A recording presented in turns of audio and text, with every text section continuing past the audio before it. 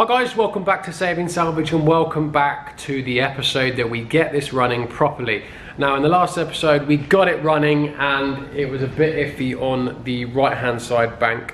Timing seems to be out, which I did have a suspicion that could be due to the tensioners at the back of the engine not having oil pressure and they just wouldn't time. Did the best I could. I did it to what the specification was, however because of the lack of oil pressure the camshaft just didn't sit in the correct position, so it was very hard to actually judge.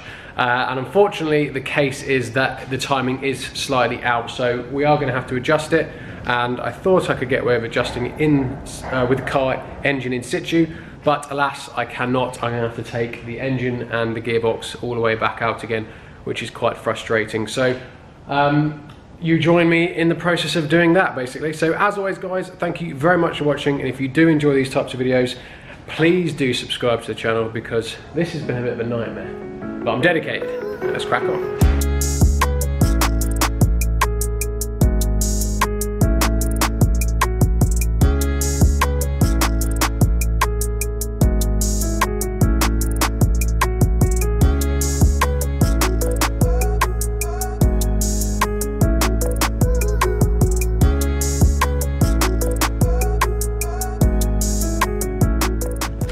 So there she is, back out again for the fourth time. It wasn't actually that bad, to be fair. It probably only took, being realistic, half an hour, 40 minutes to get it all back out like this. It's just frustrating because it just takes so much precision and time to get it in. Getting it out is easy, it's getting it in that's difficult. So I suppose it's a bit of a blessing because it's going to be a lot easier now to do the timing with all this room than it would have been doing it in situ. So you probably could argue in total I probably haven't actually lost that much time by dropping the engine back out. Right, so now obviously we've got to take the exhaust off, take the EGR valve or recirc back off as well, take that timing chain cover off, and that will expose our timing, and then we can redo this timing and get it perfect. So guys, when I smashed getting the engine out, back on the ground, doing some investigating, inlet off, all that investigating, timing chains, I was absolutely starving, and that is where today's sponsor, YFood, comes nicely into play. YFood is a meal replacement drink, not to be confused with a diet drink. It is a full meal replacement containing around 500 calories per meal. You can get these in either a bar, a ready-made drink, or in powder form. They are absolutely perfect for me guys. I mean, I actually really like using them. As you can see, look, I've just smashed a banana milkshake today. I find that it's just perfect for what I do. Like when I go out driving, I'll take a ready-made bottle with me and a brownie if it's a long journey as well. Smash both of those.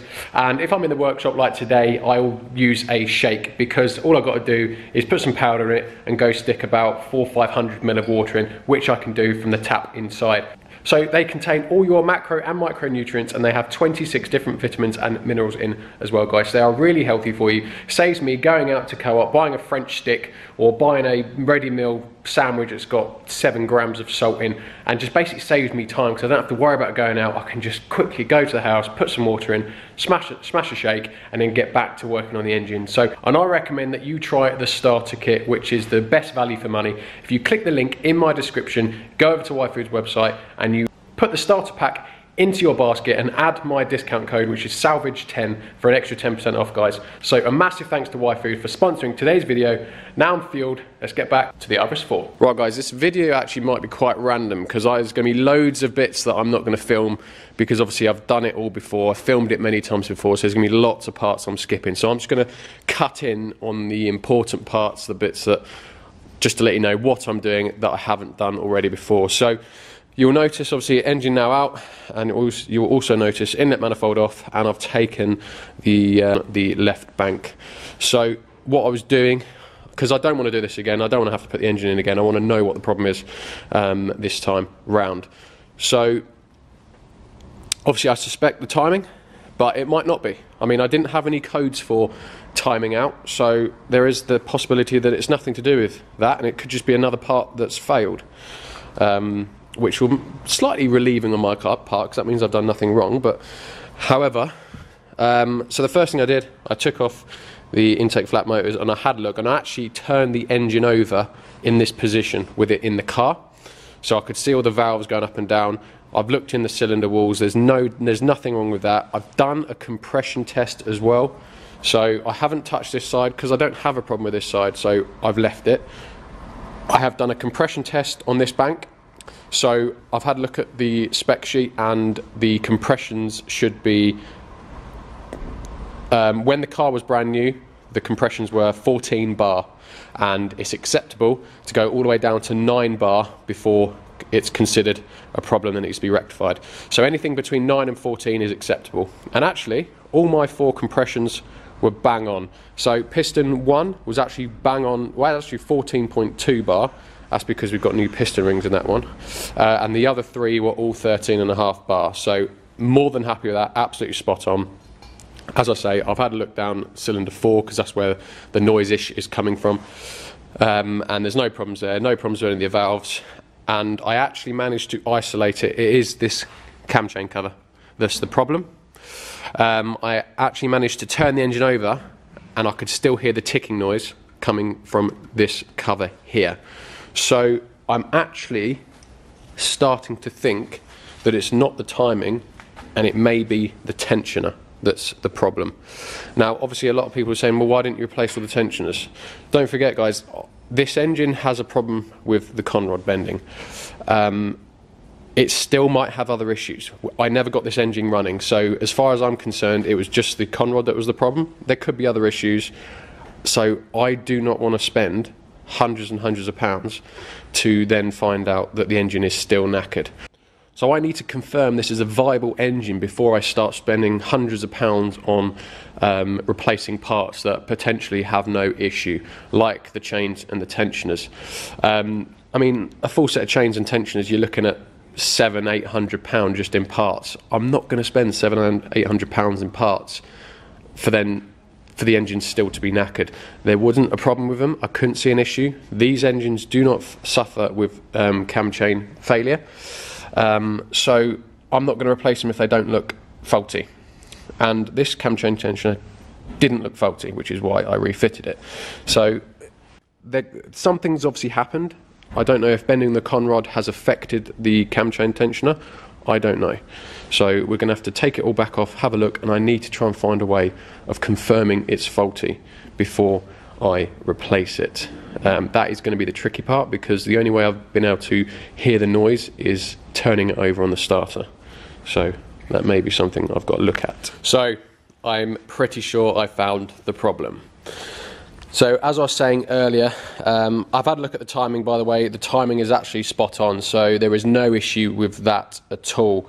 However, I'm 95% sure I found the problem. So I actually suspected that it was this cam chain tensioner that was faulty, because there was an obvious tapping noise coming from here. This is where it sounded like it was coming from. And I actually thought it was the chain rattling.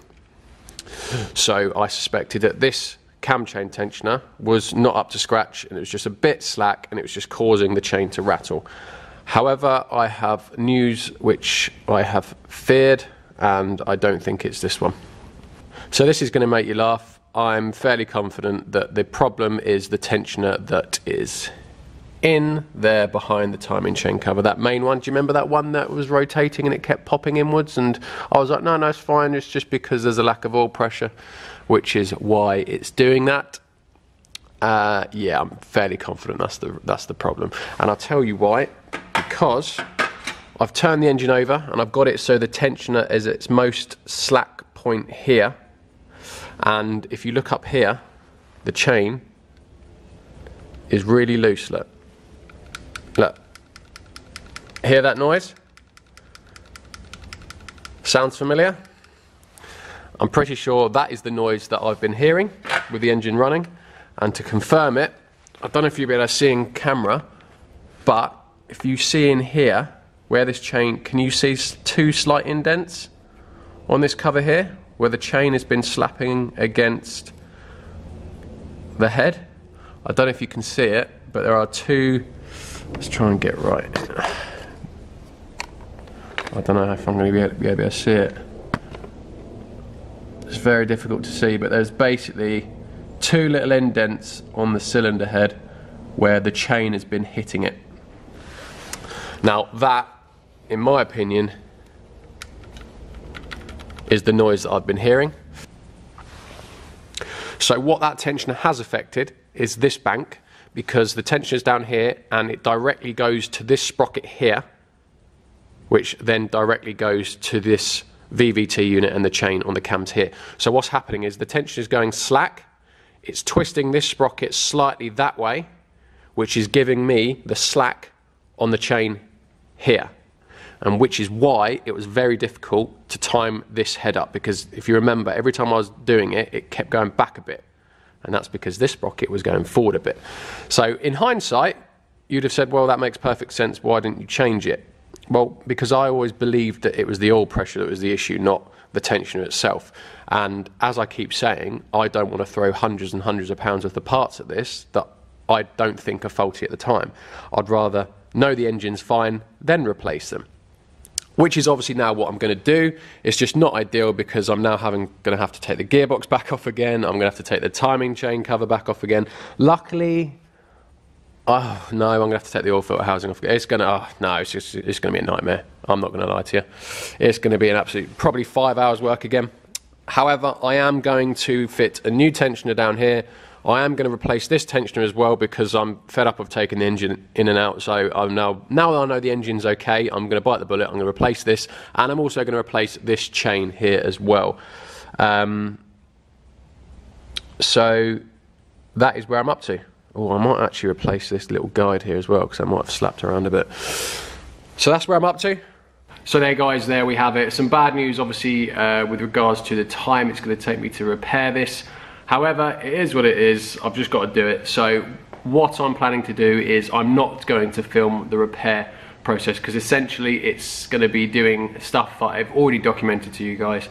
It's just a fact of I've got to change one of the parts that I have already fitted for you, which I showed you. So I am going to do this completely off camera over the next few days. I actually think I might, because I've got to go pick the parts up tomorrow morning from Aldi. I think I might end up doing an all-nighter tomorrow night just to try and get this done. And there's a reason for that, because I've gone on impulse bought a car. Now this car was actually a part exchange to a new car, a brand new car I delivered to a customer. I actually picked this up as a part exchange, and I had to buy it 100%.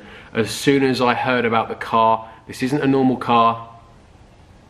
Well, it is a normal car, but it's had something done to it. Or I'll leave it at that, but as soon as I heard about it, I had to buy it. A lot of you are going to laugh, and you'll see why when I reveal the video, but I had to buy it, which means for the next couple of videos I am going to take a small break from the RS4, calm down a little bit, do the all-nighter to get it back to where we were in the last video, but albeit running smoothly. So I'm going to take probably a week break from this, and I'm going to show you guys this impulse buy that I bought a couple of days ago, because I've got to show you, I can't keep it hidden. So as always guys, thank you very much for watching. The next time you see this RS4, it will be up and running. If you do want to follow a bit of progress, what I'm probably going to do is when I'm doing my all-nighter repairing this, I'll probably just I'll go on Instagram and do some Instagram stories documenting the repair. So guys, the next video you'll see is the reveal of the new impulse buy that I bought, and of course there's something major wrong with it. It wouldn't be a saving salvage without something majorly wrong with a car. So as always guys, thank you very much for watching. You'll see this car again in a couple of weeks, or maybe just over a week or two, fully up and running, and the new Project Impulse buy you'll see Monday or Tuesday. And by the way, it's completely separate from the original project car I asked you guys about last week. That is now going to have to take a little bit of a backseat, but I've still got it. So as always guys, thank you very much for watching, and I'll catch you in the next one. Cheers guys.